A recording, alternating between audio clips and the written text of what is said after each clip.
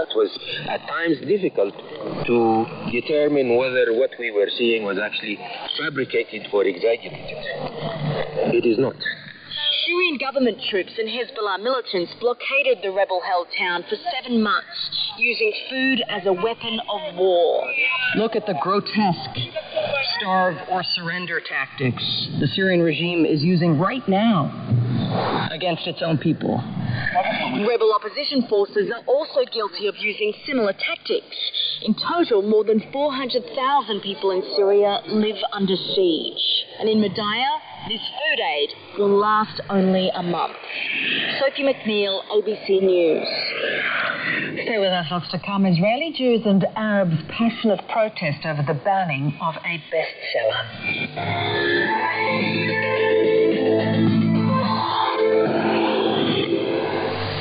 Our top story tonight, 2 senior Turkish security officials say there is a high probability that Islamic State militants are responsible for an explosion in Istanbul that has killed 10 people.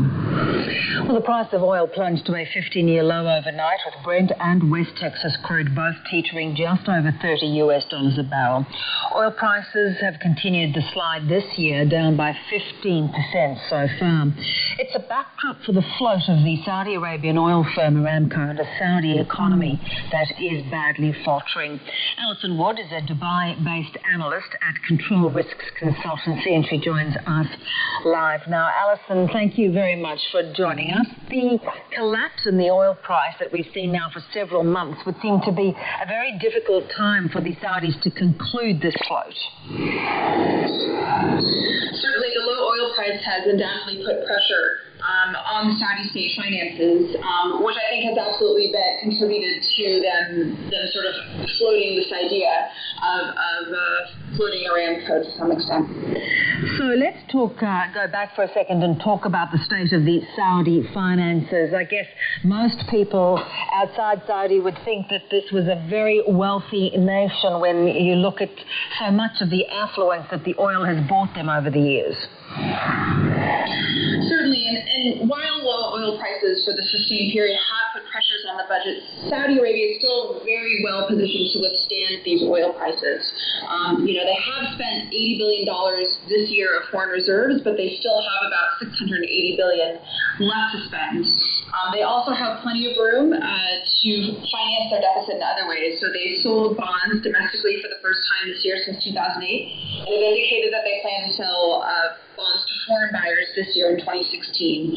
So they still have a lot of instruments that they can use to sort of shore up their finances. And certainly the privatization or float of Aramco is one of them, but they have other ways in which they can also contribute to this sort of shoring up their fiscal sustainability, such as cutting subsidies, implementing taxes, privatizing other sectors in the economy as well. And these are all things that the government has indicated that they're considering over the coming months. Now, the float of Aramco, too, is part of a broader initiative by the Prince to actually restructure the economy and really change the dynamics of it and I guess in a way make it more transparent. Certainly, I think that is part of it. I think that also they've indicated that they want to encourage growth in the non-oil sector of the economy, promote the employment of Saudi Arabian nationals, and really diversify the economy in a lot of ways. And this is just one initiative of many. Details on the initiatives are expected to be announced later this month. So that's when we should see more information about which sectors might be privatized, other initiatives the government is taking, and really more details on what we can see in the year ahead. So what would your estimates be as to what parts of the economy could pick up some of that slack? What other things are they good at? Well, the government has invested heavily in industry in recent years, so they're looking to invest in projects in manufacturing, petrochemicals, industry. They've also talked about really capitalizing on the tourism industry, which would primarily be directed towards sort of Islamic tourism. But I think, the Prince has made several bold statements about really growing the sectors in education and all of these things. So really, it remains to be seen a bit, and Saudi Arabia will certainly see some challenges in sort of education and employment and labor force in the coming year. But they're very much aware of these and have taken steps to address them. And also this battle with Iran, this public battle with Iran, this execution of the Shia cleric, is that playing into the domestic audience a little because of some of these challenges? I think that the government absolutely had a domestic audience in mind when they conducted the executions last week. I think that it was intended as showing a strong state stance against terrorism. There have been an increase in attacks in Saudi Arabia over the past year, many of which have been claimed by the Islamic State, and the government there is very much aware that they have a security issue. Many Saudis have gone to fight with the Islamic State in Iraq and Syria, and so these executions were very much sort of portrayed in the Saudi media as a domestic calling, as a strong stance against terrorism. And I think that sort of has been overshadowed in many ways by the dispute with Iran that arose following the execution of the Millar.